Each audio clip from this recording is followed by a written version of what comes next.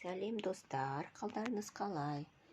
Бүгін мен сіздерге осындай королевский велюр матасынан шапан тігіп көрсететін боламын 8 жастағы балаға.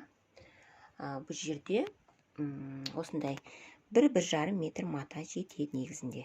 1,5 алсаңыздар артығымен жетеді. Міне 8 жастағы балаға мен мына жерде кішкене выкройканы 8-9 жасқа келетін выкройканы алып отырмын. 134-ші. Енді мына жерде выкройканы матаны түгін жоғары қаратып осылай шетінен бүктеп аласыздар. Екі бүктелген жерге, бүктеліп тұрған жерге, бүктелген жер. Осы жерге выкройканы қоямыз. Содан кейін өздеріңізге керек ұзындықты, яғни клиенттің тапсырысы бойынша қанша керек солай қоясыздар. Және оның мына астыңғы жағында, алдыңғы бөлігін қоюға да жеткілікті менде мысалы. Мына жерде сіздерде артын қойып тұр, міне спинка деп тұр. Мына жерге мен алдын қоям. Сол екеуіне де ұзындығына жеткілікті болып тұр маған. Содан кейін барып мына жақтан жеңіне пішетін боламын. Астарын тура солай пішіп аламыз. Тура наны қалай піштік, солай пішеміз. Мен мына жерде тігіске 1 сантиметр бермеймін, өйткені мына мендегі выкройка өзі кішкене артығымен болғандықтан тігіске бермеймін. Егер сіздерде размер болса, онда тігіске 1 сантиметр береміз. Міне мына жерде жаңа сіздерге түсіндіргендей, артқы бөліктің астына керек ұзындықты алдым. Енді бірден алдыңғы бөлікті қойдым. Мына жерге алдыңғы бөлікке алдына 1-2 сантиметр артықпен алсаңыздар болады. Кішкене алдында планка сияқты болып тұру үшін әдемі болып 1-2 сантиметр, 2 сантиметр, 3-4 сантиметрге дейін артық алуға болады. Өйткені оны қайырып әдемі планка жасауға болады. Міне мына жерге жеңімен жанына қойдым. Сіздер артқы бөлігімен алдын қиып болғаннан кейін сол жерде материалды бірден бүктеп, сол жерге жеңін қойсаңыздар да болады. Менде мына жерде материалым жеткілікті, клиент артығымен алыпты. Сондықтан осы жанынан етсеңіздер де болады. Мына жерде маталарымыздың барлығын пішіп алдық. Астарында тура солай пішіп аламыз. Жаңа негізгі мата сияқты. Содан кейін бірінші атқарылатын жұмыс біз жеңіне және қай жерге ою саласыздар, сол оюларды бірінші жабыстырып аламыз. Яғни, жеңін осылай ашасыздар. Содан кейін астынан кішкене тігіске орын қалтырып, яғни 1 сантиметр қалтырасыздар ма, 0,5 па қалтырып. Енді оюды кішкене жоғары қойғыларыңыз кішкене жоғары қоясыздар, қанша керек сонша. Оюды қойып, осылай үстіне мата қойып, үтіктеп аламыз. Бірінші үтікпен бастырамыз. Екі жеңінікін тура ортасын өлшеп, сол жерге оюды келтіріп қойыңыздар. Ою екі шеті барлығы бірдей болу үшін, көрдіңіздер ме? Ортасын өлшеп аласыздар, сол жерге келтіріп қоямыз. Екі жағында бірінші үтікпен бастып жабыстырып аламыз. Содан кейін мынаның үстінен ақ жіппен не сұр жіппен түзу тігіс жүргізіп шығамыз. Өйткені мына жабысқанымыз біздің ашылып қалуы мүмкін. Көпке шыдамайды ол, ашылып қалады. Сондықтан ерінбей барлығын айналдыра қазір машинкамен жүргізіп шығам. Бірінші осы екі жеңін жүргізем. Содан кейін алдыңғы бөлікте менде ою болады. Соны да жабыстыру керек. Яғни алдыңғы бөлікте менде екі ою болады. Соны да жабыстырам. Міне клиентіміздің тапсырысы бойынша өзі қалай айтты, солай жасаймыз. Міне осылайнан алдыңғы бөлікте, яғни планка жағында екі ою осылай болады. Кішкене араларын жақындатып, бұны да жабыстырам. Содан кейін түзу тігіспен машинкамен жүргізіп шығамын бірден.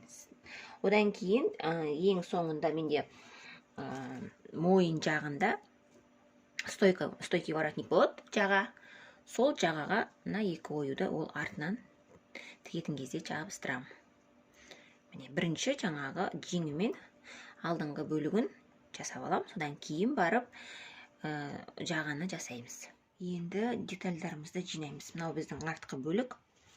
Артқы бөлікке біз алдыңғы бөліктің детальдарын қоямыз да, яғни иық тігістерін біріктіреміз. Бірінші екі иығын, сосын кейін барып жан тігістерін біріктіреміз. Осылай қоямыз.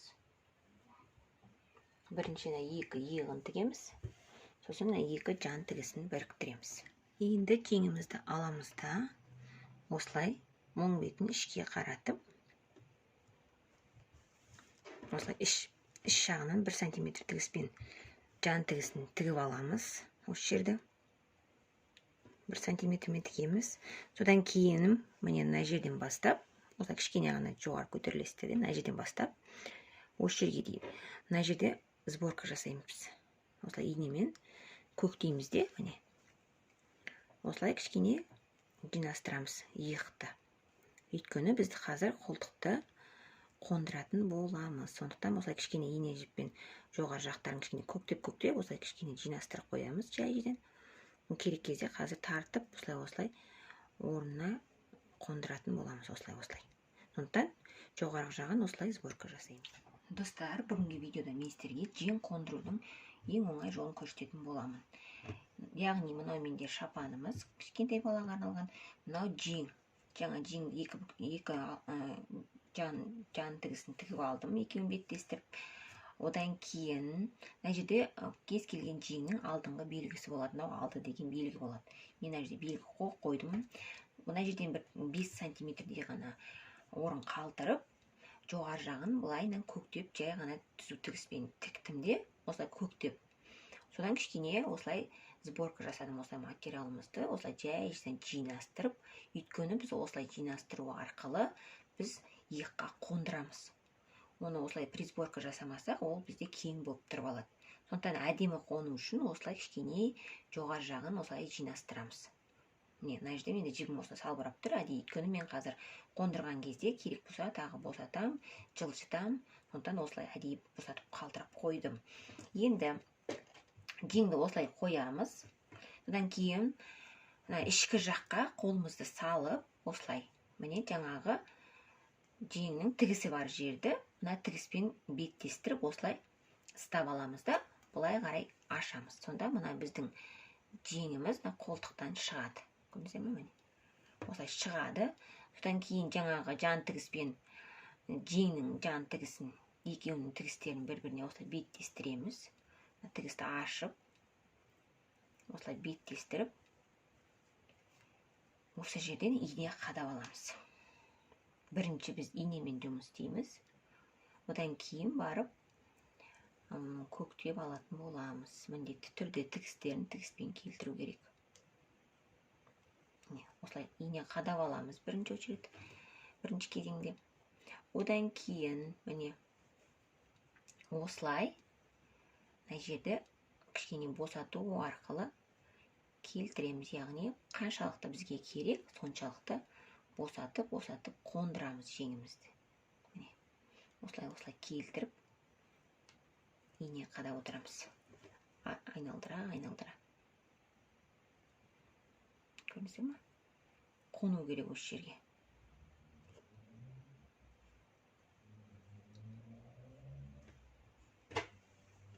Осылай айналдырып отырамыз. Керек болса кішкене жібін тартып отырамыз. Бізден жібіміз бар ғой, жаңа тартатын. Содан кішкене тартып, олай жылжытуға болады. Мына жерде егер артық болып жатса, солай жылжытып аламыз. Мына жерде бәрін қондыруымыз керек. Мына жерден кішкене тартсақ та болады. Айналдыра ине қадап шықтым. Енді мен бұл жақты қазір көктеп тігем. Екінші жақты мен көктеп қойдым. Қараңыздар. Ең негізінде көктеп алған тәсілі өте ыңғайлы болады. Мен бағана инемен қадағам бұл жерде де, одан кейін сыртынан осылай ақ жіппен әдейі көктеп қойдым, сіздерге көрнекті болсын деп. Енді екінші жағында қазір тура солай осылай жай тігіспен көктеп шығам. Содан кейін машинкамен жүргізе салу ғана қалады. Мына жерде астарға бөлікті, жаңағы астарымызды екі иығын, міне екі иығын жай тігіспен тігіп жатырмын. Екі иығын тігеміз және мына екі жан тігісін тігеміз. Бір жағын тігіп қойдым. Және екінші жағын тігетін кезде сіздер ортасынан кішкене орын қалтырып қойыңыздар, осынша. Өздеріңіз көз мөлшермен. Өйткені біз кейін осы жерден шапанымыздың оң бетіне аударатын боламыз. Кішкене орын қалтырып қойыңыздар. шапандарыңыздың қалың болса көбірек, жұқа болса кішкене азырақ орын қалдырамыз. Осы астарының жан тігісіне. Қазір мен бір жағын жан тігісін тігіп қойдым, енді екінші жағын тігем, сосын кішкене орын қалдырамын осы жерден. Екі иығын тіктім. Одан кейін жеңін тігем. Жанына екі жанына жеңін тігем. Сонымен астарымызды негізгі масаға орнатуға көшеміз. Ал достар, енді мен сіздерге екінші тәсілді көрсететін боламын. Ол үшін астарымызды толығымен тігіп аламыз. Яғни екі иығын, екі жанын және жеңдерін осылай тігіп аласыздар. Одан кейін мынау мысалы сыртқы беті деп айтсақ, мынау ішкі бөлігі, міне тігісі бар. Осы тігісі бар жағын сыртқа аударамыз. Осы аударамыз да, міне мына тігісі іште қалған, лицевая сторонасы болып тұрады ғой енді. Сол жағын ішке саламыз. Яғни жеңге солай іш жағымен кіргіземіз. Астарымыздың ішкі бетіне жеңнің ішкі бетін, міне тігісін көрдіңіздер ме? Кіргіземіз, яғни кигіземіз осылай. Екеуін бір-біріне кигіземіз. Екі жақты да. Көрдіңіздер ме?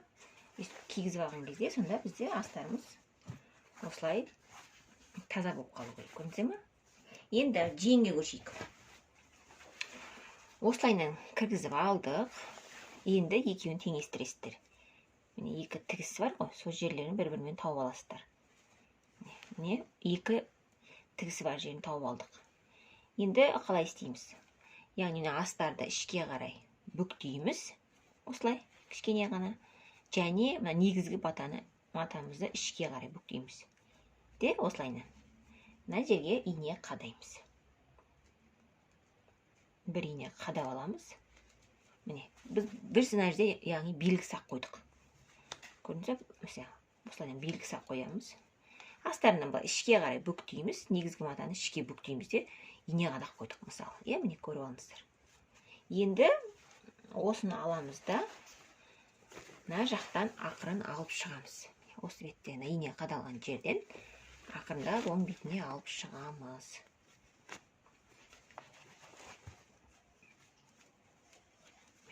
Сонда, көрдіңіздер ме?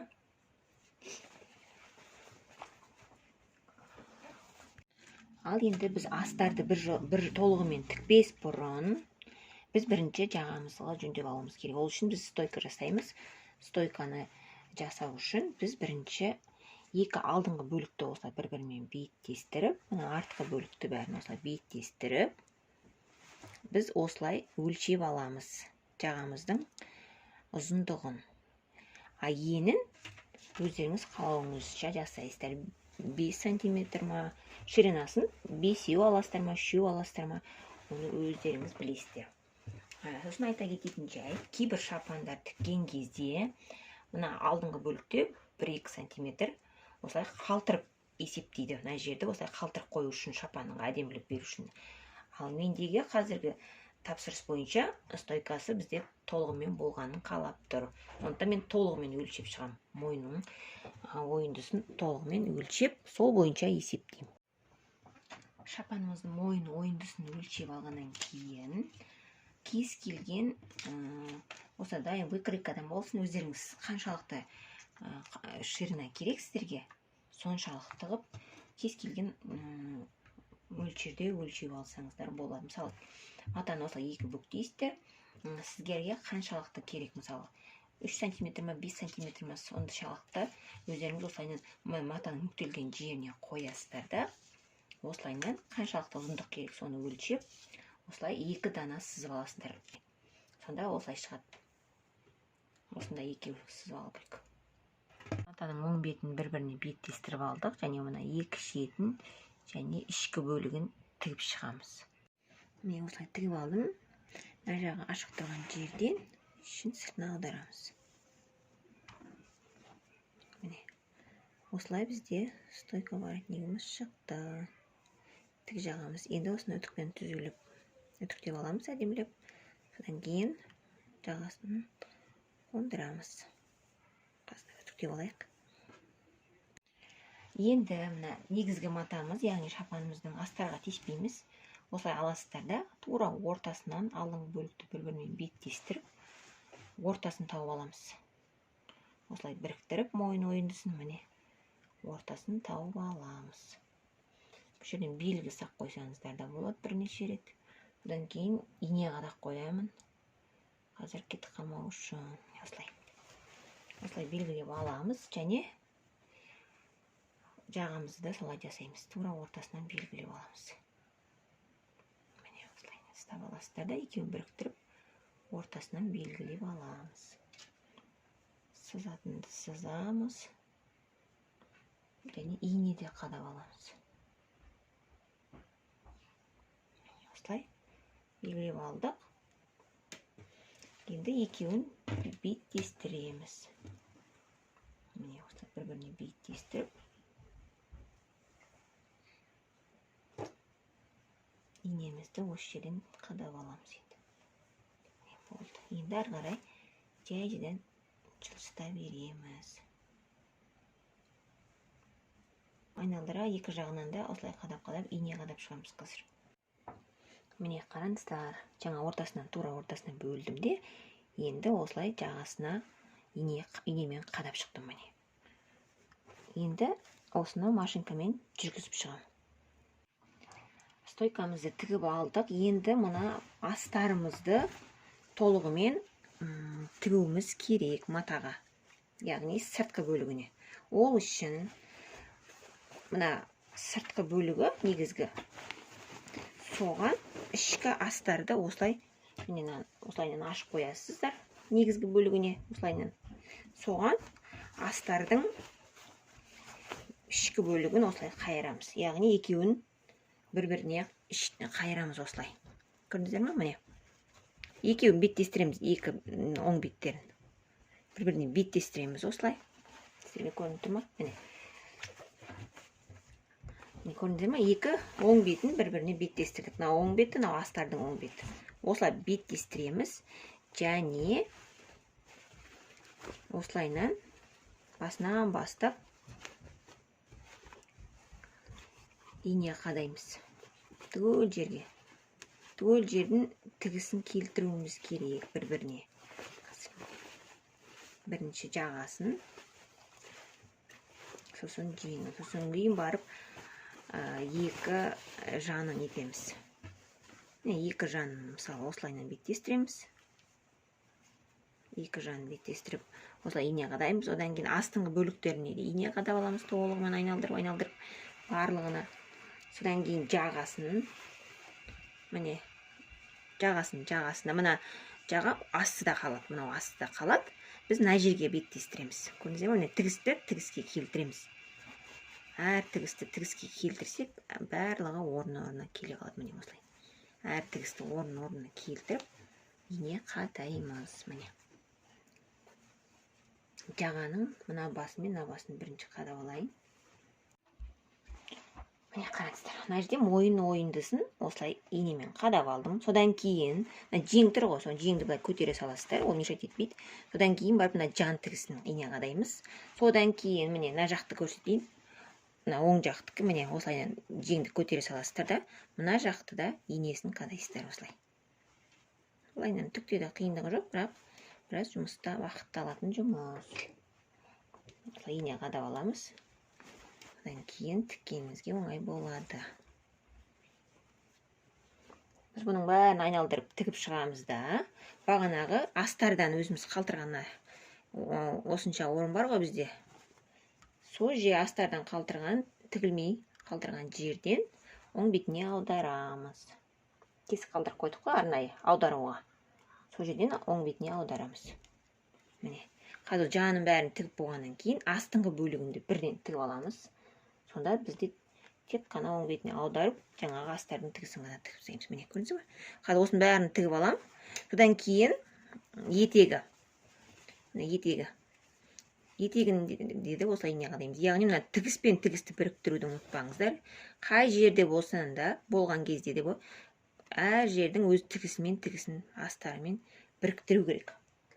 Міндетті түрде тігіспен тігісті біріктіреміз. Одан кейін барып бірақ тігеміз. Міне. Мына жерде де міне көрдіңіздер ме? Тігіспен тігісті. Артығы өзі барлығы ішінде қалады, керек еместері. Ең бастысы бізде тігісімізбен тігіс келу керек бір-біріне.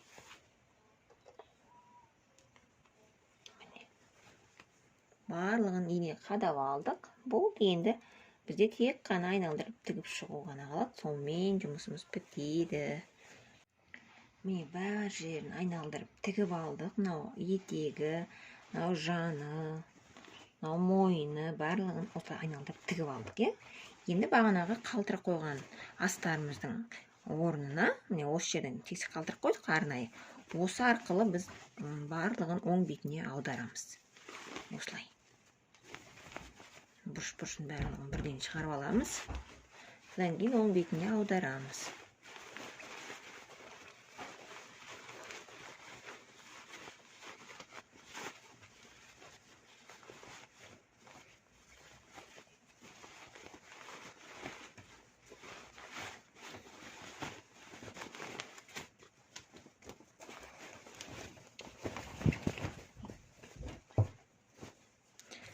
Жаңағы тігісімізді тікпей тұрып, бұрыш-бұрышының барлығын шығарып аламыз.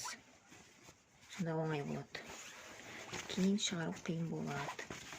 Инемен тарту керек болады. Ол кезде астарды бүлдіріп алуға болады. Байқамай зақымдап алуға. Қолдарыңызбен осылай бұрыш-бұрыштың барлығын шығарып аламыз. Содан кейін барып астарды етеміз. Міне. Барлық жерін шығарып алдық. Енді жаңағы мына астарымыздан ашық қалған жерін міне осылайынан машинкамен тіге саламыз. Осылай ғана машинкамен сыртынан тіге саламыз. Не болмаса қолмен көрінбейтін тігіспен тігіп шығуға да болады. Мен осылай машинкамен жүргізе салам, өйткені ол астар қара жіппен тіксек, ол көрінбей қалады.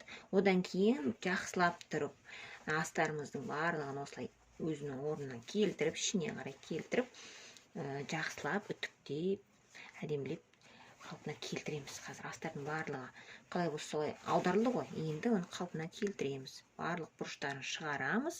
Содан кейін жақсылап барлығын үтіктейміз. Қараңыздар. Стойкамыз қандай әдемі болып шыққан. Міне қараңыздар. Артық жіптің барлығын қиямыз қазір. Содан кейін жақсылап үтіктейміз. Қазір жаңағы астардың мына жердегі тесігімен тігіп тастаймын.